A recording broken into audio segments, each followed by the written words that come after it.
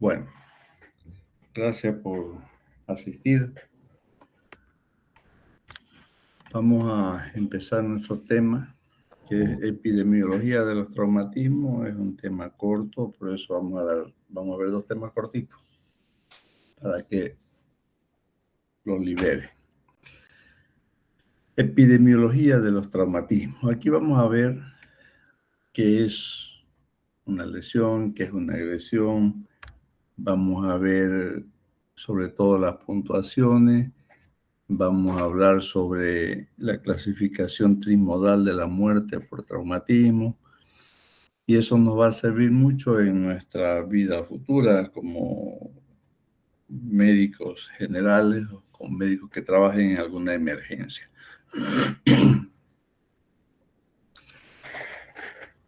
¿Qué es una lesión? Algo que te lastima, ¿verdad? Que te hiere. Por eso se define como un daño o perjuicio físico del organismo causado por un intercambio de energía mecánica, térmica o de cualquier otro tipo, pero que superen tu tolerancia, que superen la resistencia de tu cuerpo. Los traumatismos son un problema a nivel mundial. Todo el mundo habla de trauma, con tasas en algunos lugares de muy alta mortalidad y de morbilidad.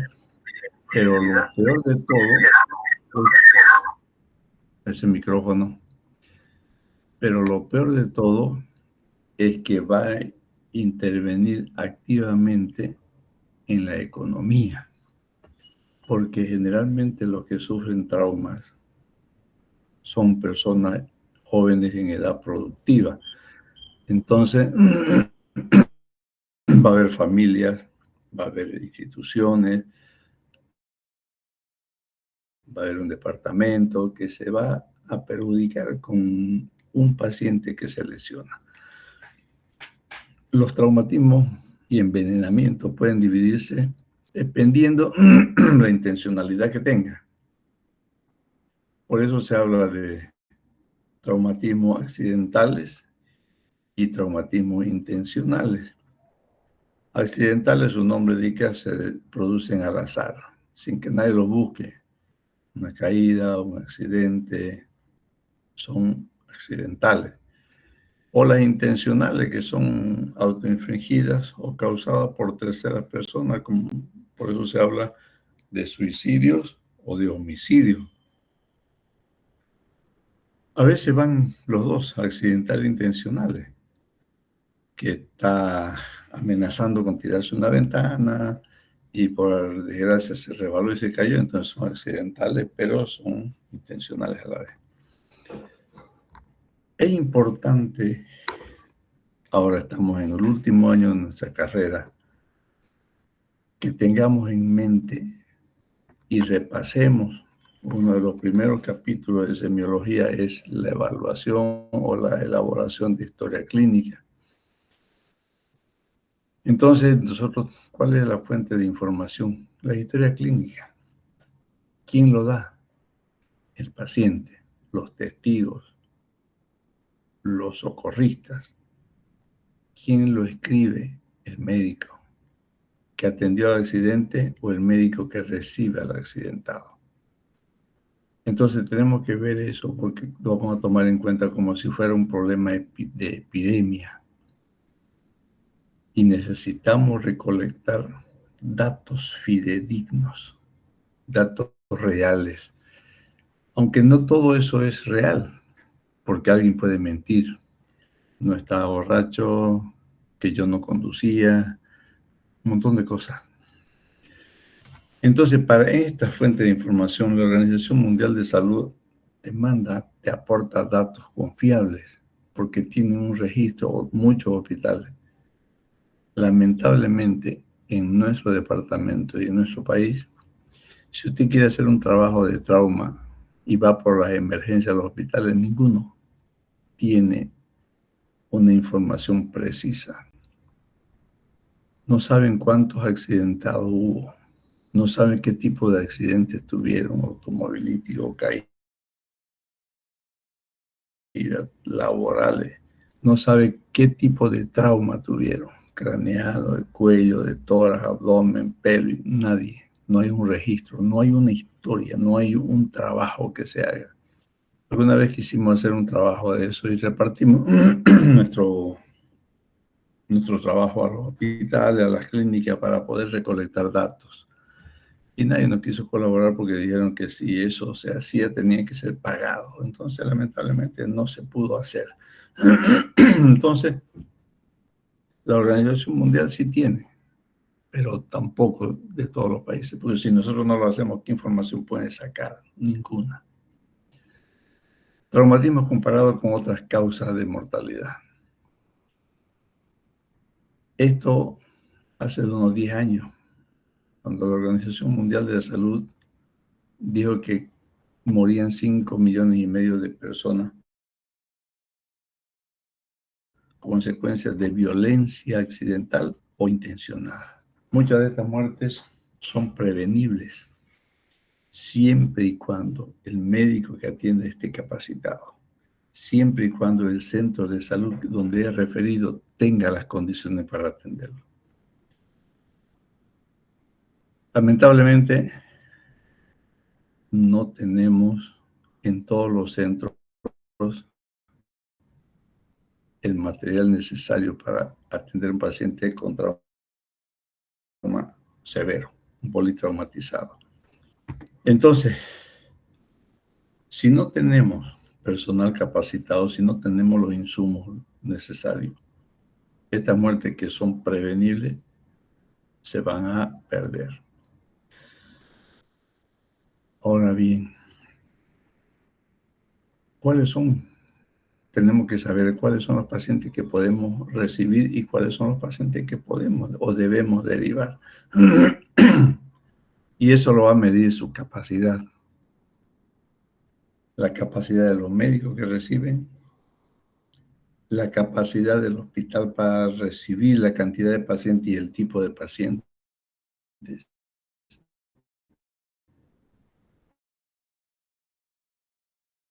Y nosotros, los que trabajemos en una ambulancia, ¿cuál es el hospital adecuado?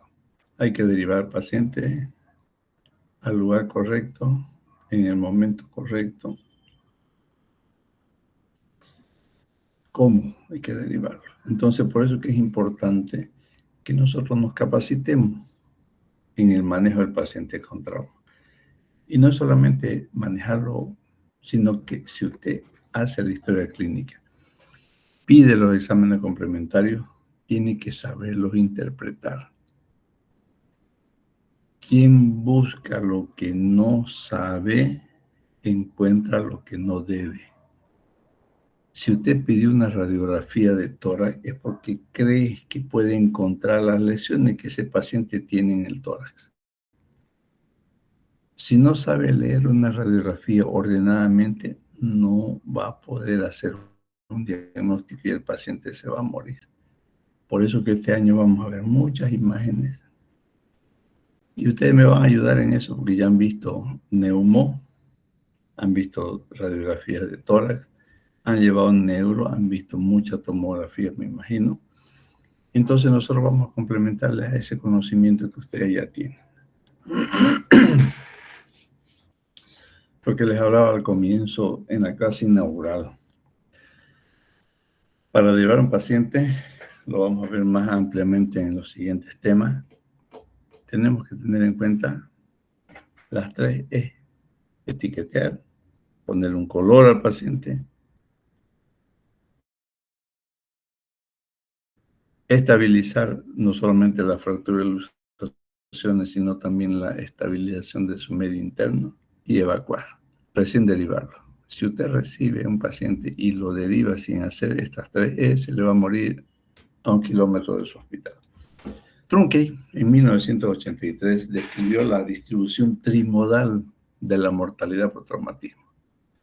La muerte inmediata, la muerte precoce y la muerte tardía. Vamos a ver en cuál nosotros nos vamos a situar, cuáles son los pacientes que podemos salvar. La muerte inmediata corresponde a los fallecidos segundos o minutos después de la lesión. ¿Quiénes mueren en ese tiempo? Los que tienen lesiones del tronco cerebral. Pacientes que tienen una fractura expuesta de cráneo con salida o pérdida de masa encefálica, esos pacientes se van a morir. Ese es un paciente negro. No lo va a atender a ese y va a dejar atender un paciente rojo, que poniéndole una agujita por su neumotora lo va a salvar. Si se dedica a atender a ese paciente con lesión cerebral severa, se va a morir ese y se va a morir el del neumotora. Lesiones del tronco encefálico, sobre todo médula espinal alta, centro de la respiración, bulbo, protuberancia. Lesiones de grandes vasos, la lesión de aorta, por ejemplo. Es una cañería de 4 pulgadas que el 50% muere en el momento del accidente. El otro 50% puede ser transferido o trasladado a un hospital, pero la mitad llega muerta. Y de esos que llegan, la mitad se mueren en la sala de reanimación. ¿Por qué? Porque son lesiones severas. Estas muertes inmediatas, imagínense ustedes, representan el 50%. Y muy pocos pueden salvarse, aún teniendo las condiciones y la capacidad para atender este tipo de pacientes, porque esas lesiones que hemos nombrado son demasiado graves. Las muertes precoces son muertes que ocurren dentro de las primeras horas de que se presenta el trauma y representan el 30% de las muertes por traumatismo. Miren esto. Sus causas son hematomas intracraneales. Eso ya lo han visto en neuro, cuáles son las hematomas intracraneales. Hematoma extradural, hematoma subdural, hematoma intraparenquimatoso. Contusiones hemorrágicas. Lesiones axonales difusas.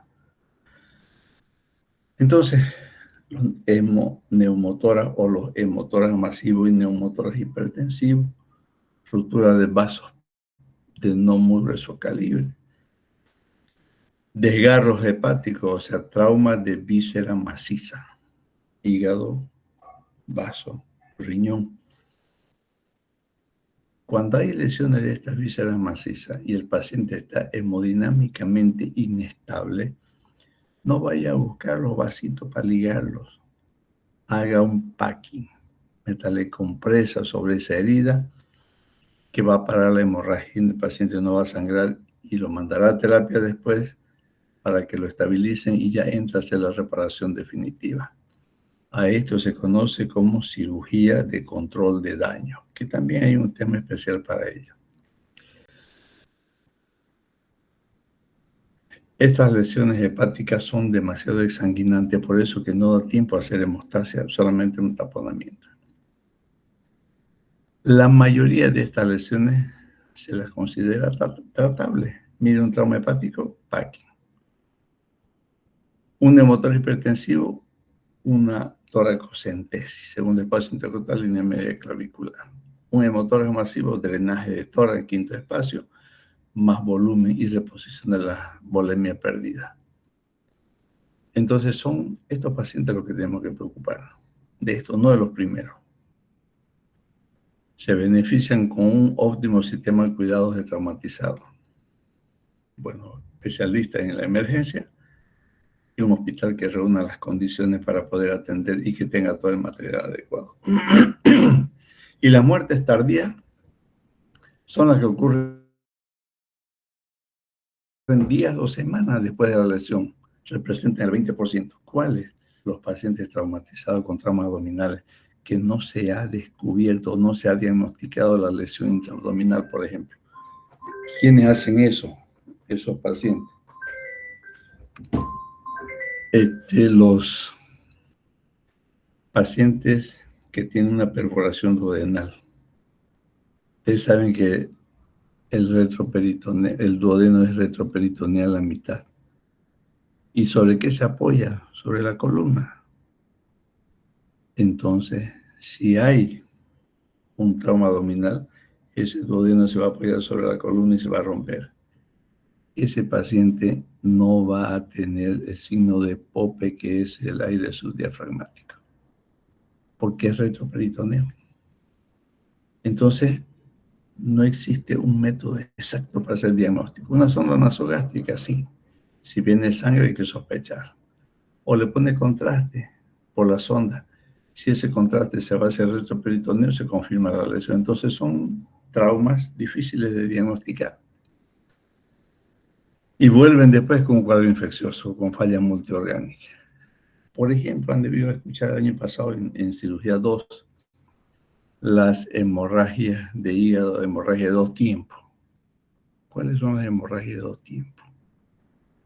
Un paciente que sufre un trauma abdominal, que lesiona el hígado, que está sangrando de a poco, digamos a goteo aunque sea, que clínicamente no tiene ningún síntoma y se va a la casa y vuelve después de una semana con un shock hipovolémico. ¿Qué pasó? Esa pequeña herida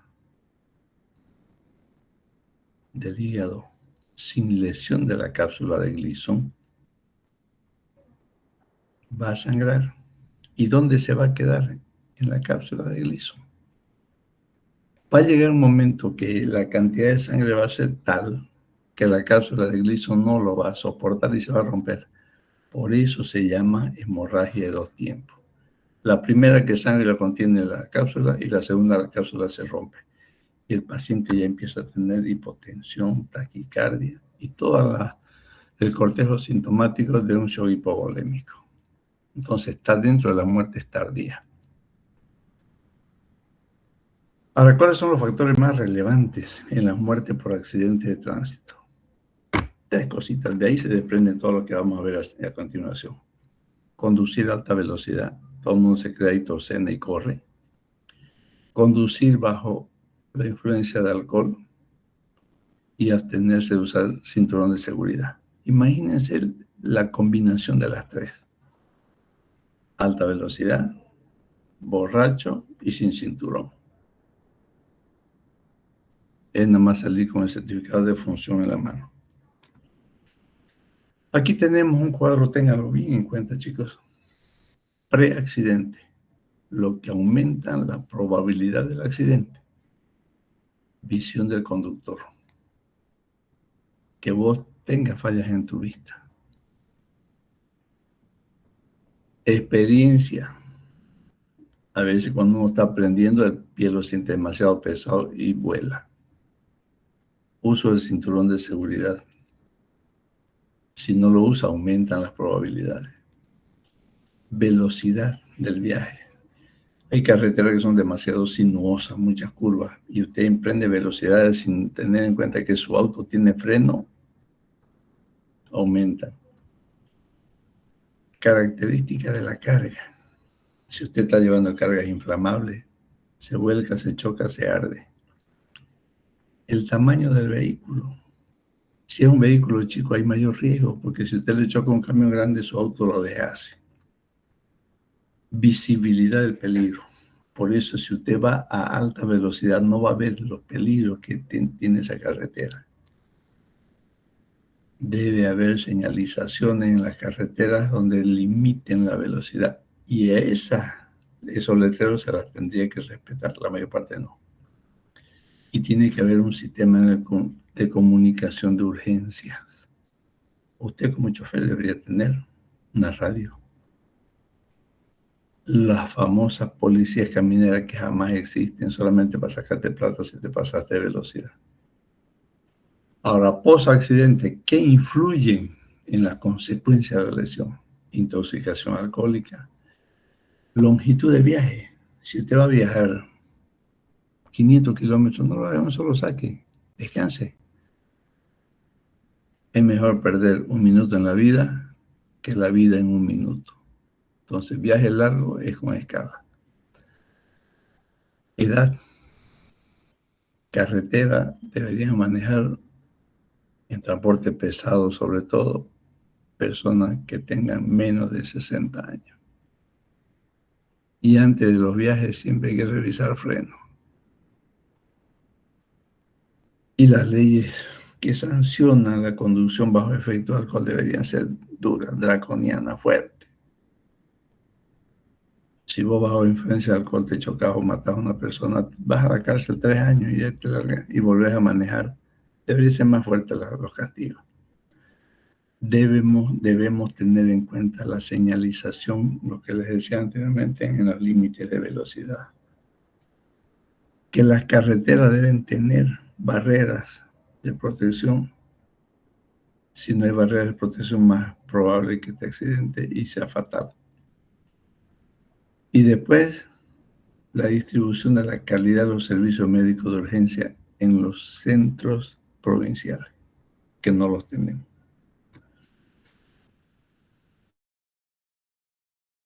Lo que les decía antes, no tenemos un registro de accidentes, de qué tipo de trauma. Miren las causas de mortalidad según las lesiones. Trauma de cráneo, 42.5% de los pacientes pueden morir. Y entraría en la distribución trimodal en los pacientes graves, ¿no? Traumatismo que afecta a múltiples regiones del cuerpo, o sea, los pacientes politraumatizados, 40.9%. Traumatismo de tórax, 7.8%. ¿Por qué bajo? Porque de las patologías identificadas en la revisión primaria en trauma de tórax, vamos a profundizar cuando hablemos de trauma de tórax, se solucionan con procedimientos simples. Un neumotórax, un toracocentesis. Un taponamiento cardíaco, una pericardiocentesis. Un tórax volante, no le demos mucho líquido, pues lo vamos a encharcar. Entonces, por eso que el porcentaje es poco, pero para eso hay que saber hacer diagnóstico. Traumatismo de abdomen, región lumbosacra, lumbaropelvis. A pesar de que la pelvis es un hueso exsanguinante, cuando se fractura son raros, 3.5, porque la mayor parte de estos pacientes con trauma de columna o de pelvis pueden quedar con déficit motor y sensitivo, pero no mueren a consecuencia de su trauma, pero mueren como consecuencia tardía de ese trauma. Hacen escaras de decúbito, después terminan siendo una gangrena de Fournier y la sepsis los mata. O hace un paciente que es trauma raquimedular cervical, está cuadripléjico. ¿Qué va a pasar con ese paciente? Va a ser insuficiencia respiratoria, paro respiratorio y se muere. Y los traumatismos de cuello es poco. Pocos son los que llegan desollados o ahorcados. Puntaje. Es importante que nosotros valoremos la puntuación. Por eso que les decía que es importante también que tengamos médicos capacitados, que hubieran hecho el ATLS, por ejemplo, para atender la emergencia o las ambulancias, para que todos hablemos el mismo nivel de idioma. Yo le voy a decir, estoy mandando a un paciente que tiene un grado de 10, por decir. Entonces es un paciente grave, que cuando llega a mi emergencia puede tener 8 y ya necesita intubarse. Entonces es importante valorar las puntuaciones. ¿Y qué tenemos que tener en cuenta para esto? Elegir lo que les decía, al paciente correcto, para el hospital correcto y al momento correcto. Esto se llama triaje. Es la selección del paciente de acuerdo a su gravedad. No, en emergencia no es de acuerdo a la llegada, es de acuerdo a cuánto de grave está el paciente. Ese es el triaje. Selección del paciente para su atención primaria. Tener un lenguaje común para estudios comparativos, lo que les decía. Si no sabemos qué es un trauma craneoencefálico o cómo va a evaluar una escala de coma de Glasgow, si no sabe cuánto es grave, moderado o leve, entonces es difícil, no podemos hablar el mismo lenguaje. Los sistemas de puntuación de trauma, aparte de las lesiones que tienen, va a haber variables anatómicas, qué tipo de lesión, qué tipo de fractura. Por eso que todo el año les voy a recordar esto. El diagnóstico en cirugía. ¿Lo han visto en primer año? Lo han dicho en tercer año. El diagnóstico topográfico, el diagnóstico anatómico y el diagnóstico sindromático. Variables anatómicas y fisiológicas. Hipocondrio derecho, topográfico. Anatómico, lo que está por debajo. Hígado, vesícula, vía biliar, ángulo esplénico, hepático del colon, vesícula, vía biliar y diagnóstico sindromático, ictericia, fiebre. Ya que vamos a pensar en una colangitis. Así tienen que ir haciendo todos los diagnósticos, chicos. No es difícil, es fácil. Durante esta etapa son de utilidad las escalas de gravedad. Y la escala de gravedad para fisiológica, ¿en qué nos basamos? Presión arterial, frecuencia cardíaca, el llenado capilar, la calidad de ventilación y el nivel de estado de conciencia, que es la escala de Coma de Glasgow. Presión arterial, paciente hipotenso, hasta que no se demuestre lo contrario, es una hipovolemia. Y si es que estamos hablando de trauma, es hipovolemia por alguna hemorragia, ¿verdad? Frecuencia cardíaca, importantísimo. Todo paciente taquicárdico está con pérdida de líquido. La primera manifestación de una hipovolemia es la taquicardia. Si hablamos de pacientes con traumas, veamos el llenado capilar para ver la hipoperfusión que el paciente tenga. Usted no necesita, querido amigo, usted no necesita exámenes complementarios para determinar hipovolemia. No necesita. Llenado capilar y la frialdad de los dedos es hipovolemia. Ahora, si esos dedos están cianóticos ya es otra cosa, es tardío. Entonces, desde hoy ya me imagino que el año pasado, tienen su propio estetoscopio, tienen que saber auscultar, percutir. He visto que percuten de mal y se lo voy a demostrar qué mal percuten. Y el estado de conciencia con la escala. La aplicación de la puntuación para traumatismo, ¿qué busca?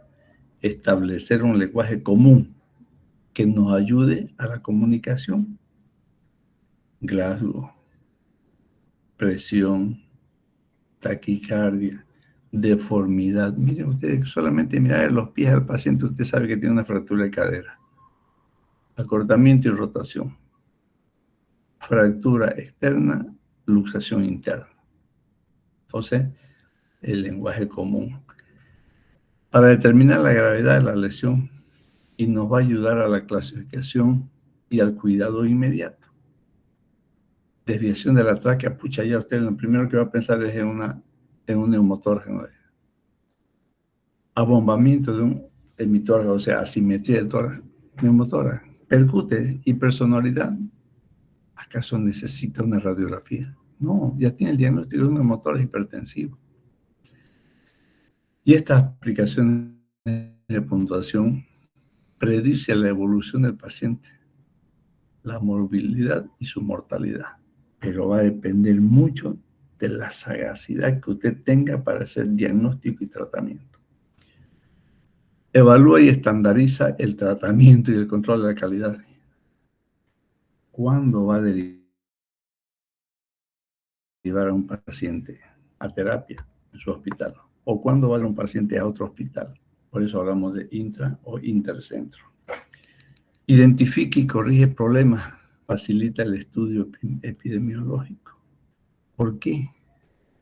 Si usted en su turno, en una semana, atendió 20 accidentados de La Pampa a la isla, entonces esa es la zona que debe la policía tránsito mejorarla. ¿En qué sentido? Quizá poniendo semáforos, rompemuelles. Por eso usted identifica el lugar. Hablan donde hay muertos, donde hay baleados, donde hay acuchillados, que dicen una zona roja, ¿no? Entonces vamos a poner eso. Y además, si usted recibe muchos traumas, tiene que distribuirse los recursos adecuadamente y estimar los costos. ¿Por qué voy a mandar la misma cantidad de dinero o de equipo a un hospital de primer nivel si no atienden trauma? Equipemos pues San Juan, equipemos el japonés, equipemos donde se atienda emergencia.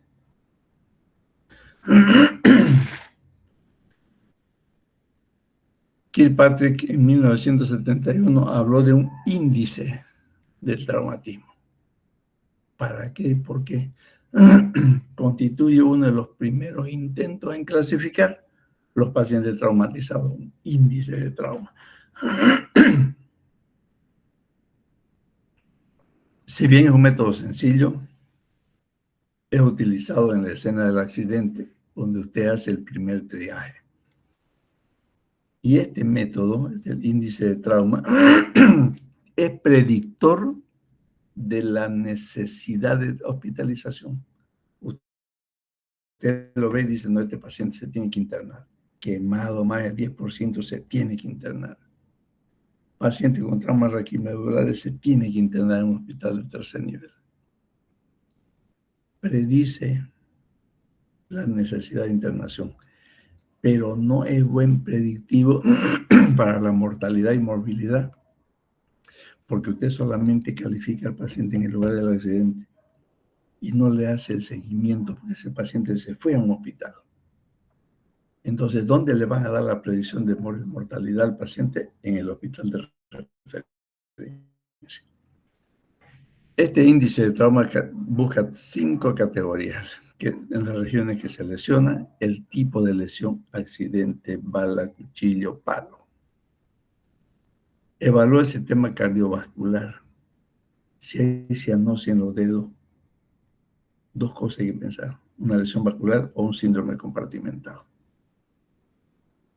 Respiratorio, todo lo que ustedes han aprendido en semiología.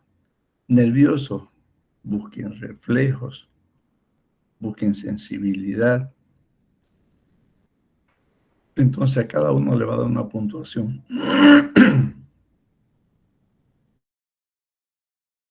De donde se deduce que puntuación acumulada de hasta 7 es un traumatismo menor, pero más de 7 es un traumatismo mayor que puede comprometer incluso la vida, como vamos a ver ahora.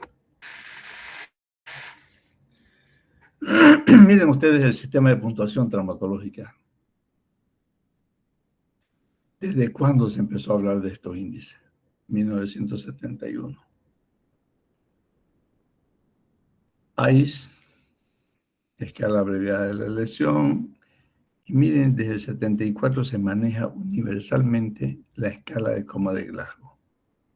¿Sabe quién lo inventó el manejo de pacientes traumatizados del ATLS con su escala de coma? Un traumatólogo, porque murió en un accidente de helicóptero su hijo en Estados Unidos y dijo, ¿por qué no lo pudieron salvar? Porque lo manejaron mal. Y desde entonces, la escala de coma de Glasgow es lo que el residente, el interno, el médico que hace emergencia lo tiene que conocer. ISS, puntuación de gravedad de la lesión, índice de clasificación. Ustedes van a ver una infinidad de índices. Ninguna fue tan buena como fue la escala de coma de Glasgow, porque evalúa todo. Ahora, en casos de cuadros de sepsis, el Apache es el mejor método para hacer una evaluación fisiológica. Es una leve temperatura, presión, frecuencia respiratoria. Todo eso lo mide. Características ideales de los sistemas de puntuación traumatológica. ¿Qué tenemos que tener en cuenta? La correlación con la evolución, la mortalidad, la duración de hospitalización. Si nosotros tenemos un paciente y hacemos un buen diagnóstico, un buen tratamiento, podemos decir este paciente en una semana se va a ir. Pero si no lo hemos hecho bien, el paciente en 48 horas se va a morir también, porque no le hacemos un seguimiento. Chicos, ustedes son los encargados de que el paciente vaya bien, porque son ustedes los que van a hacer las evoluciones de los pacientes todos los días. Y cuando estén de turno van a hacer evoluciones 2 a 3 veces por día. Los que están en internación, sobre todo. Entonces es importante que nosotros hagamos la evolución de los pacientes. Buena concordancia intercalificador. Yo, remitente, y mi médico receptor. Tenemos que tener buena relación, tenemos que hacer un buen informe, tenemos que hacer una hoja de referencia adecuada y tenemos que avisar qué tipo de paciente. Y la comunicación tiene que ser de médico a médico, no del médico que remite con la secretaria que recibe el llamado. Es el médico que va a recibir el que sabe cómo lo va a esperar al paciente. Tiene que ser simple. Y la escala de Coma de Glasgow es un método demasiado simple para evaluar al paciente. Factible, que no dificulte demasiados gastos y que tengamos un registro de datos. O sea, en trauma hagamos una buena historia clínica. No solamente para ver al paciente, sino porque estos son problemas legales. Los accidentes, los baleados, los acuchillados son problemas legales, entonces tenemos que tener una buena historia clínica. Tenemos que tener la capacidad para separar entre gravedad y calidad de atención. Si el paciente es grave y tenemos buena calidad, con seguridad que el paciente va a vivir. Y usted se va a calificar, usted mismo. Es útil en todos los contextos y en todos los pacientes.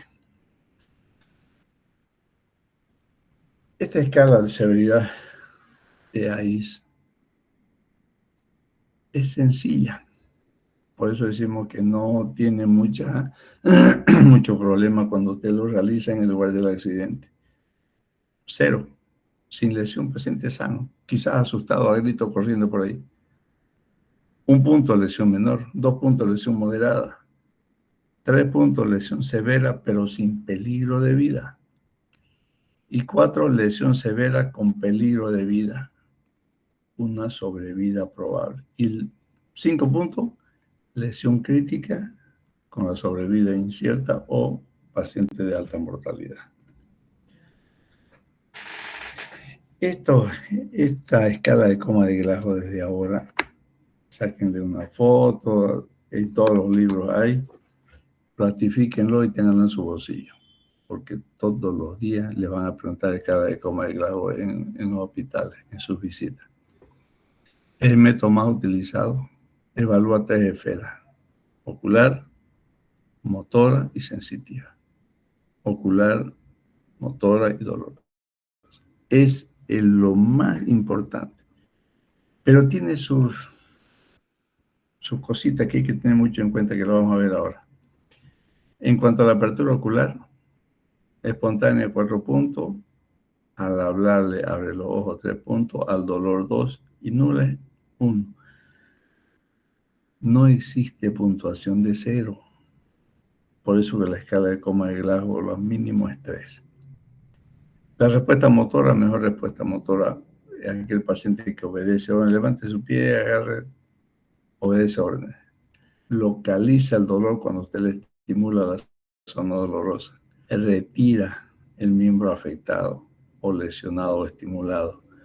Hay una flexión anormal que se llama decorticación y si lo extiende es descerebración. Esto es importante en respuesta ocular y verbal. Vamos a ver las eventualidades. Respuesta verbal orientada a 5 puntos, conversación confusa 4, palabras inapropiadas 3, sonido incomprensible 2. La escala de Coma de Glasgow evalúa al paciente en leve, en trauma craneoencefálico leve, moderado, grave. Leve, de 3 a 15. Moderada, de 8 a 12. Y grave, menos de 8. Y todo paciente con Glasgow menos de 8 requiere intubación. la escala de coma de Glasgow predice el pronóstico también. Usted no puede decirle al paciente, a la familia del paciente que llegó con un grado de 8 y usted uno lo va a decir, sabe que va a salir bien. El pronóstico es grave.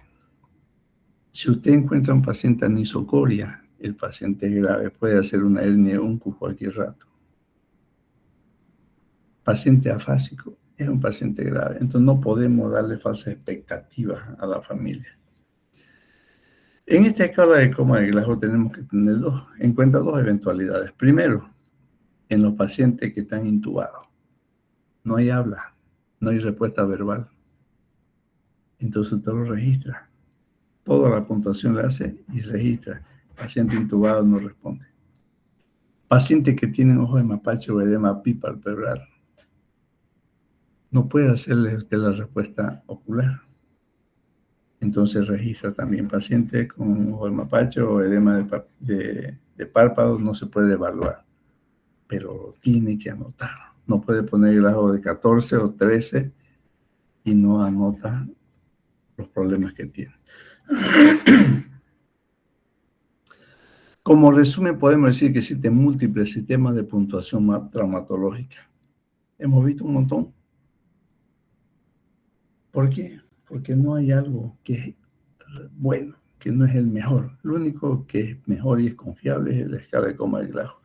Así como han visto ustedes el año pasado en cirugía de abdomen, ¿cuántos tipos de reparaciones de hernia le han enseñado? Un montón. Desde la Bassini hasta la última, que es la técnica de Schulze o la técnica de Lichtenstein. Entonces, en las hernias, uno le ponía un puntito más para reforzar, le ponía su nombre. No hubo recidiva. Y el otro venía y le aumentaba otra sutura por otro lado, le ponía su nombre. Entonces, ninguna era buena hasta que aparecieron las mallas, la técnica de Lichtenstein, que es sin tensión, con malla. Entonces, la escala de puntuación de coma de Glasgow es la única que se acomoda al manejo del paciente con traumatismo cráneoencefálico. Y no va a determinar la gravedad de las lesiones para así poder evaluar el tratamiento del traumatizado. Los sistemas de puntuación son una herramienta importantísima en los pacientes, en el manejo de los pacientes con trauma. Y usted le va a tomar cada hora, le van a decir que le tome cada hora la escala de coma de Glasgow a ese paciente traumatizado. Y lo tiene que hacer. Ahora, si nosotros manejamos la escala de coma de Glasgow adecuadamente, tenemos mucha posibilidad de que el paciente salga bien. Y nos vamos a dar el lujo de clasificarlo. Ah, no, este es un trauma leve. O este es un trauma severo. Y eso es lo que nos exige la sociedad o el Comité Internacional Americano de Trauma. Paciente traumatizado, todo paciente con trauma cráneoencefálico o politraumatizado debe internarse mínimo 24 horas para examinar. Si el paciente se va, tiene que firmar una alta solicitada, porque cuando vuelva con esa escala trimodal que hemos hablado, con una peritonitis o una hemorragia de 2 tiempos, van a decir, aquí lo atendieron y nos dieron de alta. Entonces, cuando usted le dice, no señor, usted pidió su alta, usted se fue porque quiso, entonces ya no le va a caer un juicio a usted. Por eso que es importante el consentimiento informado. Este es el primer tema. Nos habla solamente de clasificaciones, de cosas sencillas que podemos hacer. ¿Cuáles son los pacientes que tienen internado? Aquellos pacientes que tengan menos de 13 de Glasgow. Pacientes tienen que ir a un mínimo cuidado intermedio. Apareció un paciente con presión de menos de 90, con una frecuencia cardíaca menor de 10 o mayor a 29, frecuencia respiratoria, hemos dicho. Cuando ustedes le den un caso clínico para ver la severidad del trauma que tenga o del problema respiratorio, siempre primero vean la frecuencia respiratoria. Todo paciente con frecuencia respiratoria de más de 25 por minuto es un paciente que tiene algún grado de compromiso respiratorio. Entonces nos abocaremos a esa parte respiratoria. Traumatismo revisado, o sea, ¿a qué decimos traumatismo revisado? Aquellos pacientes que usted lo examina y después de una hora hace una reevaluación. O está haciendo la escala de coma de Glasgow. O se acuerda del manejo inicial que es ABCDE, vía aérea, respiración, ventilación. A, después pasa a B, pero en ese transcurso puede haberse comprometido la vía aérea, vómito, por ejemplo. Entonces, eso es la evaluación continua que usted tiene que hacerle a su paciente.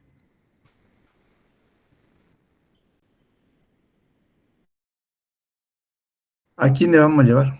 ¿A quién le vamos a derivar a un centro especializado de trauma? Todas las lesiones penetrantes de cabeza, cuello, tronco o extremidades proximales a las flexuras. Todo rodilla.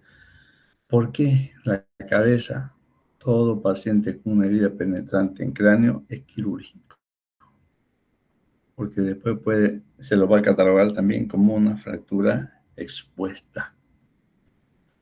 El cuello es el andamio de la persona, donde pasan vía respiratoria, vía digestiva, vena, nervios, arterias y glándulas.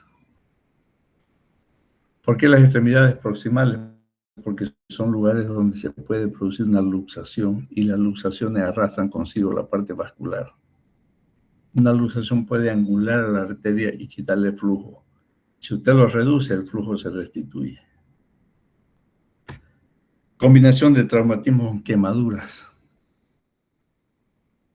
Todo paciente menor de 10 años o mayor a 50 que tenga una superficie corporal quemada de más del 10% son pacientes que se tienen que derivar y se tienen que internar.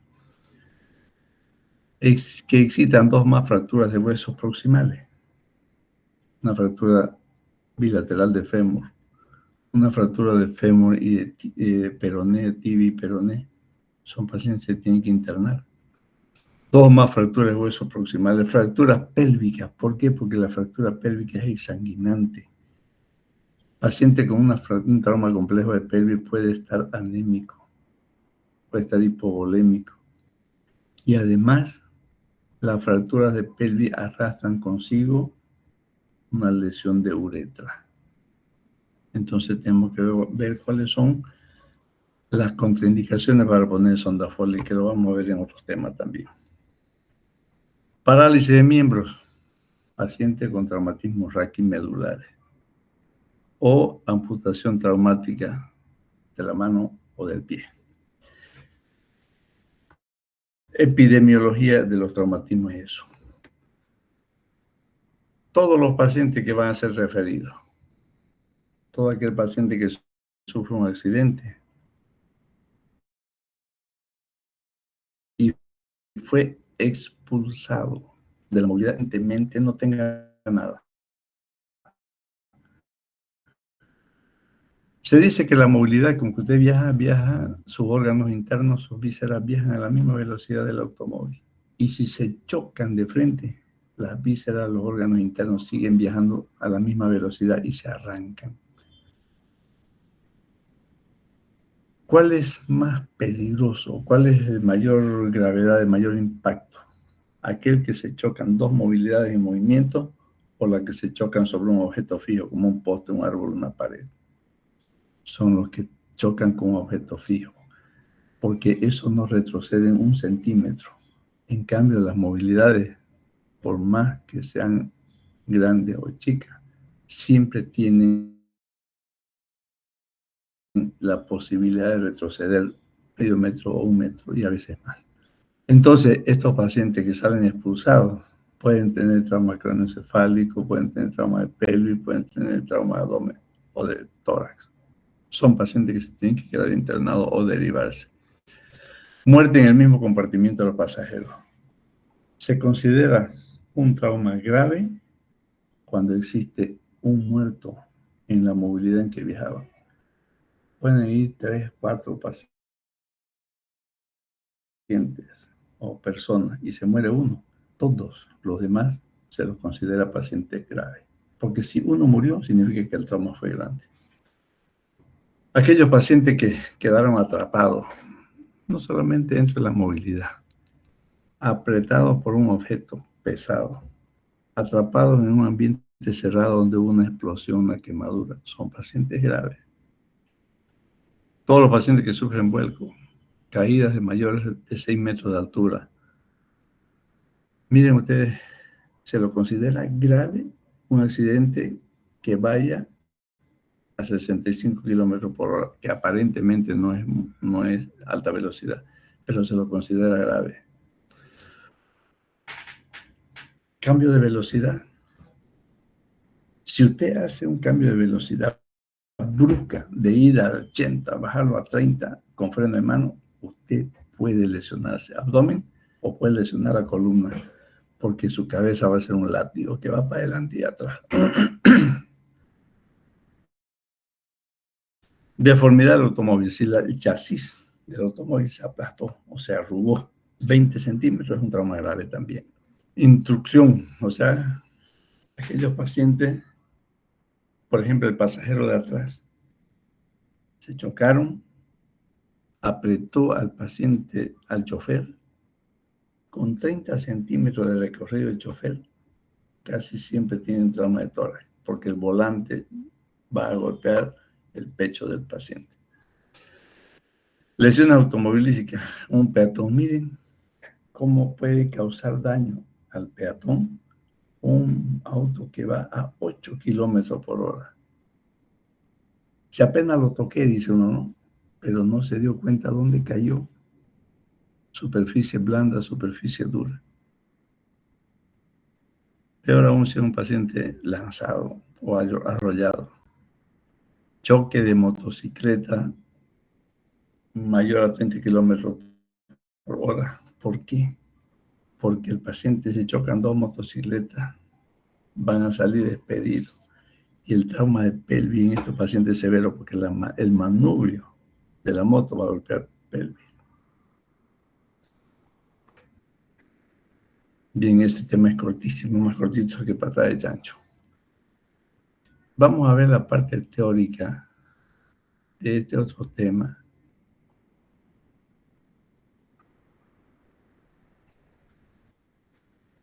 Que es reanimación cardiopulmonar básica, que lo vamos a hacer en la sala de simulación y lo vamos a hacer tal vez en el auditorio o en un curso con los residentes de emergentología del hospital. Ahí le van a enseñar realmente cómo se hace y cuál es lo que primero se maneja en un paro cardiorrespiratorio, y vamos a aprender a hacer estricamiento. ¿Qué es estricamiento? Es cómo sacar con tabla espinal corta y larga un paciente que quedó atrapado en una movilidad, en un choque. Entonces para que vamos entrando en materia, vamos a ver en qué consiste una reanimación cardiopulmonar o qué es. Hasta 1960, la reanimación tenía éxito solo en el paro respiratorio. En 1956 se comunicó por primera vez el término de fibrilación ventricular, causante de paro cardíaco. En 1950, Shaffer y Frem descubrieron o redescubrieron la respiración boca a boca, pero con todos los cuidados de no hiperextender el cuello, no levantar demasiado el mentón, por el riesgo de lesión de columna cervical. En 1960, vio este señor Powell, joven, vio que las compresiones torácicas provocaban pulsos arteriales aceptables. No importa si le sumió el pecho o le fracturó una costilla, no importa. Una fractura de costilla que le va a provocar un neumotórax, pero se le pone un drenaje. Pero el paro cardíaco, por miedo a fracturar la costilla, paciente es muerto. Safar confirma la técnica combinada conocida como RCP básico. RCP, resucitación cardiopulmonar. No vamos a confundir con ERCP, que es colangiopancreatografía retrógrada endoscópica. Esa es otra cosa. ¿Qué es la RCP? Se define como el intento de cualquiera de las maniobras técnicas utilizadas para restablecer la circulación natural. Existen dos tipos de reanimación, la básica y la avanzada. ¿Qué hacemos nosotros como estudiantes o como médicos recién egresados? La RCP básica. Lo sacamos del paro y lo mandamos para que le hagan la RCP avanzada. Los que trabajan en ambulancias son médicos especializados o en las emergencias de los hospitales, donde ya necesitamos desfibrilador y necesitamos medicamentos. La RCP básica es un intento por restablecer la circulación natural utilizando las técnicas de compresión torácica y la respiración pulmonar asistida, boca a boca, boca a nariz, boca a estómago o intubación. Siempre vamos a escuchar decir o hablar de la famosa cadena de supervivencia. ¿Qué significa cadena de supervivencia? ¿A qué nos tenemos que apoyar en esto? Para que la cadena de supervivencia sea efectiva, sea adecuada, tenemos que lo siguiente. Acceso inmediato, o sea, llegar en el momento oportuno donde está el paciente en paro. Realizar RCP inmediato. Realizar desfibrilación inmediata. Y apoyo ventilatorio inmediato. Ustedes han debido ver alguna vez una película donde los pacientes están en paro y hay gente que le está haciendo masaje cardíaco. Y la vía aérea, si no hay respiración, puede hacerle masaje cardíaco efectivo. No va a salir del paro. ¿Por qué? Porque la parte respiratoria no se le está atendiendo. Apoyo vital básico. Es la fase de los cuidados cardíacos de urgencia que tienen que tener en cuenta los o cardíaco mediante el reconocimiento y la intervención inmediata. ¿Cómo sabemos que tiene paro? Ahorita lo vamos a ver. ¿Cómo sabemos que tiene paro respiratorio? ¿Cómo sabemos que tiene un paro cardíaco? ¿Y qué hacemos en estos casos? Hay que dar apoyo a la respiración asistida y circulación de una víctima en paro mediante resucitación cardiopulmonar básica. ¿Cuáles son los objetivos de la RCP? Proporcionar oxígeno al cerebro y al corazón y a los otros órganos. En cada paro el tiempo es importante. La víctima cuya respiración y circulación han estado interrumpidos durante menos de 4 minutos tiene mayor posibilidad de recuperación total. En el periodo de entre 4 y 6 minutos puede ocurrir alguna secuela, algún daño cerebral. Pero después de 6 minutos, el daño es segurísimo. Y ese paciente va a quedar con algún déficit neurológico. En el paro respiratorio, el corazón puede continuar bombeando sangre durante algunos minutos. Y el oxígeno va a seguir llegando al cerebro. Este es el momento en que usted tiene que actuar.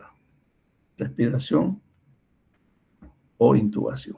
Y conectarlo a una fuente de oxígeno.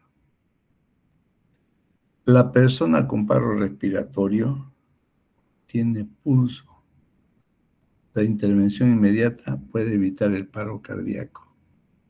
Aunque hay una patología que ustedes lo han debido ver en cardiología, que es la actividad eléctrica sin pulso.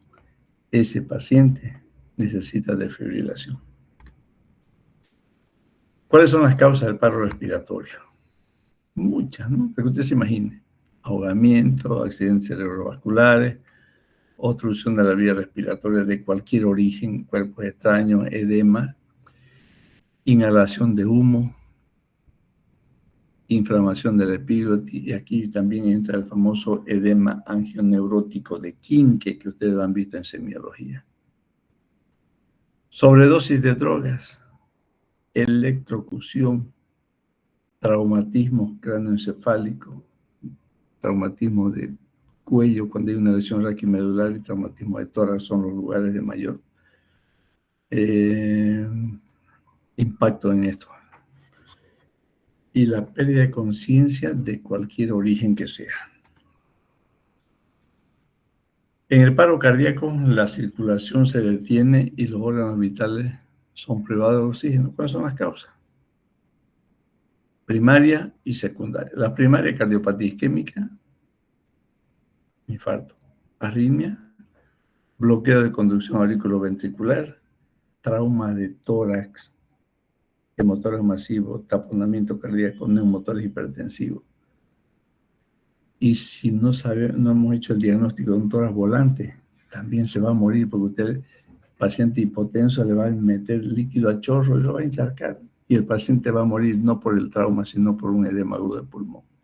Entonces es importante que nosotros valoremos al paciente.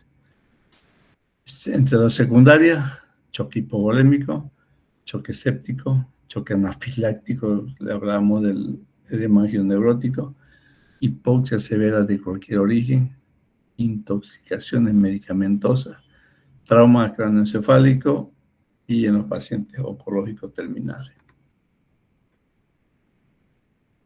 Activación del sistema médico de urgencia. Lo primero que tenemos que hacer es ver al paciente, tratar de reanimarlo y si vemos que el cuadro es severo, llamemos al servicio médico de emergencia. En la valoración que buscamos determinar la ausencia de la respuesta que usted haga con el paciente. No hay estímulo, no hay reflejo corneal, no escucha, no habla. Entonces tenemos que buscar la ausencia de todos los signos vitales. ¿Qué tenemos que hacer? ¿Cómo sabemos? Lo movemos suavemente, o le golpeamos, o le hablamos fuerte al paciente. Si no responde a esos estímulos que nosotros le hemos hecho, llame a este servicio médico de urgencia. Todos, chicos, todos debemos tener en nuestra mochila, en nuestro bolsillo, en nuestra cartera, 2 números de servicio de ambulancias. Nadie está libre de que nos pase algo y no sepamos dónde llamar. Active el sistema de urgencia médica. Eso es lo que yo le decía. Se acercan al paciente, no lo mueven, solo pregúntele cómo está, qué le pasó. Si responde, pregúntele qué se llama, dónde vive, un número de teléfono, para ver si ese paciente está consciente o no tiene una amnesia retrógrada. ¿Qué hacemos con la vía aérea? Si la víctima no responde al reanimador, debe determinar si está respirando. Tiene que poner al paciente en la posición de RSP, quiere decir en decúbito dorsal. Pero vamos a aprender a manejar a nuestro paciente. Porque si usted lo quiere volcar, su cabeza se va a quedar allá y su cuerpo va a venir para este lado, la columna un desastre. Entonces hay que buscar la posición en una superficie dura, firme, una tabla, lo que sea, en posición de reanimación se llama. Y usted se pone al lado, no importa si es derecho o izquierdo. Lo importante es que usted esté al lado de rodilla del paciente para empezar una reanimación. Miren, este paciente, un solo rescatador. Fíjense la mano izquierda dónde está, sujetándole la cabeza para proteger la columna. Miren el pie derecho que está encima, está doblado, flexionado.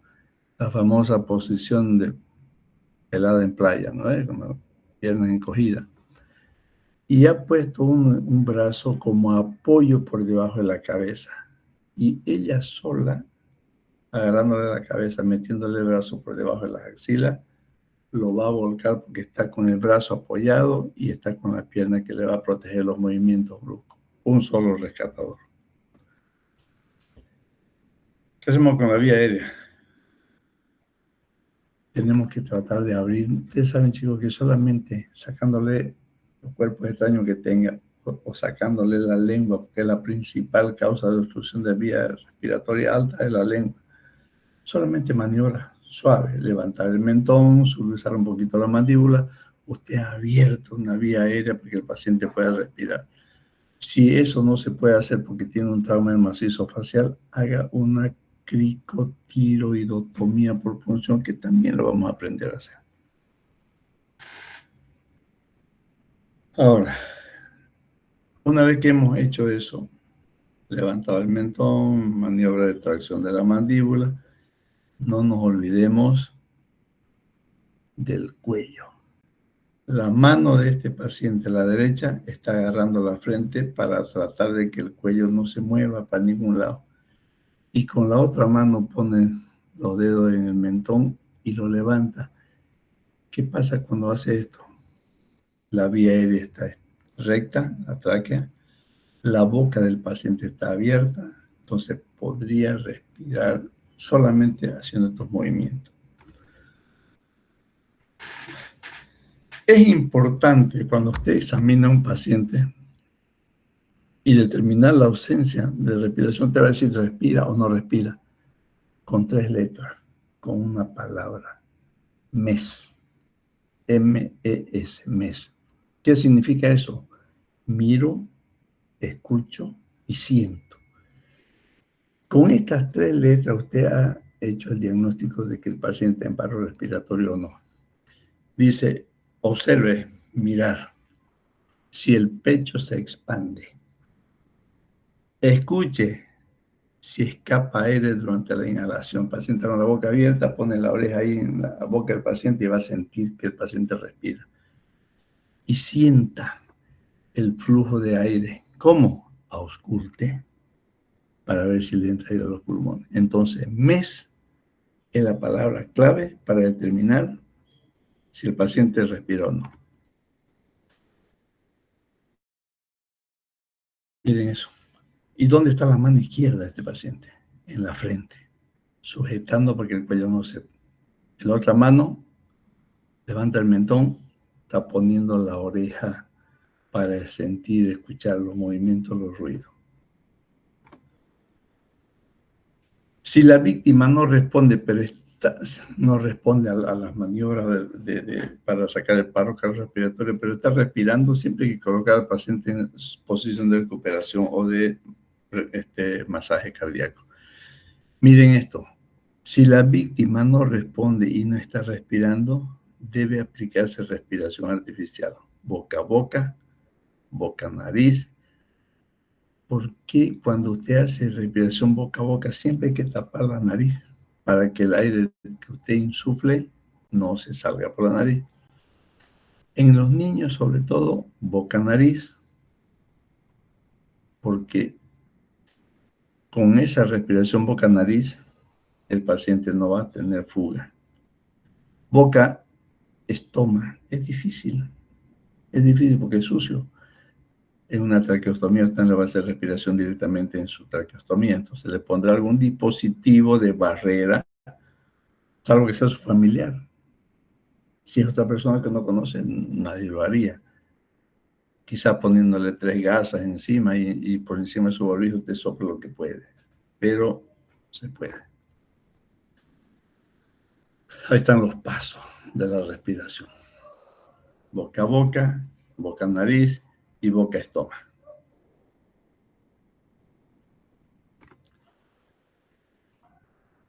Ahora, ¿cuál es el riesgo de los pacientes que están en paro?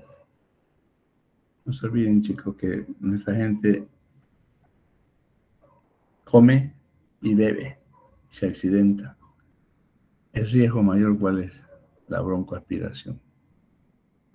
Entonces, siempre que un paciente llegue traumatizado, esto lo han debido aprender en anestesiología, aplicación de la presión sobre el cartílago cricoide. ¿Para qué? Para comprimir el esófago y eviten los vómitos. Para evitar la insuflación gástrica y la posible regurgitación. Usted hace la compresión, insufla, no va a ir al estómago, va a ir directamente a la tráquea y va a ir a los pulmones. La circulación también es fácil de determinar. Determine la ausencia de pulso. ¿Dónde? ¿Cómo? Verifique el pulso en la arteria carótida. No debe buscar el pulso entre 5 y 10 segundos. Si hay pulso pero no hay respiración, se debe iniciar respiración artificial. Si hay pulso pero no hay respiración, respiración artificial. Si no hay pulso, la víctima está en paro cardíaco, se debe empezar las compresiones torácicas. ¿Cuánto? Ahora vamos a ver. Así se busca. Fíjense la mano izquierda, siempre está en la frente para evitar los movimientos bruscos del cuello. Lo que más cuidamos en un paciente, en el manejo de pacientes con trauma de cuello. De la línea media de la tráquea recorre 2 centímetros hacia cualquier lado, derecho o izquierdo, y palpa el latido de la arteria. Compresiones torácicas. Consiste en aplicar presión sobre la mitad inferior del esternón, no importa de qué lado. Estas compresiones proporcionan circulación debido a ¿qué? A un aumento de la presión intratorácica y a la compresión directa sobre el corazón. ¿Cómo lo hace? Coloca la mano a 2 centímetros por encima del apéndice cifoide. Coloca el talón de la mano, entrecruza los dedos con la otra mano. No importa si es derecha o izquierda, no importa, lo importante es hacerlo bien. Y comienza las compresiones así. La posición adecuada de la mano, técnica adecuada de compresión. El esternón se debe comprimir 1 a 2 pulgadas, eso equivale a 4 o 5 centímetros en cada compresión. Después que haga la compresión, no lo deje apretado, sino comprima y suelta. ¿Para qué? Para que haya tiempo de que la sangre fluya. La frecuencia de compresiones torácicas entre 80 y 100 compresiones por minuto. Aquí tenemos que tener en cuenta, si usted es solo el reanimador, tiene que hacer 100 compresiones, 1, 2, 3, contando en un minuto. Deja de comprimir y hace respiración. 100 compresiones, 2 respiraciones. Ahora, si hay otro, puede hacer 30 respiración, 30 compresiones y una respiración. Estas compresiones torácicas pueden elevar la presión arterial sistólica de 60 a 80, pero la presión arterial diastólica es baja siempre y muy rara vez la presión arterial media excede los 40 milímetros. Posiciones, chicos, esta es la posición. Mejor se ve en los muñequitos que lo vamos a hacer. Los brazos bien rectos, arrodillados siempre al lado del paciente, y la espalda recta. Las compresiones son con el tórax, no es con los codos. Usted no puede doblar los codos. El peso de su cuerpo va a hacer la compresión. Bueno, como les dije, son 2 temas cortos. Y esta de reanimación sí lo quiero hacer y ojalá que lo podamos hacer pronto en sala de simulación o en el auditorio, o si nos permiten, no sé quién estará a cargo ahora de sala de simulación, si nos permiten sacar unos 3 tórax por lo menos para llevar al auditorio, para que los chicos de reanimación, o mejor dicho, los chicos de la especialidad de emergentología, puedan ir. Yo hablé el otro día con el jefe de emergentología del hospital y me dijo que sí, gustosos irían.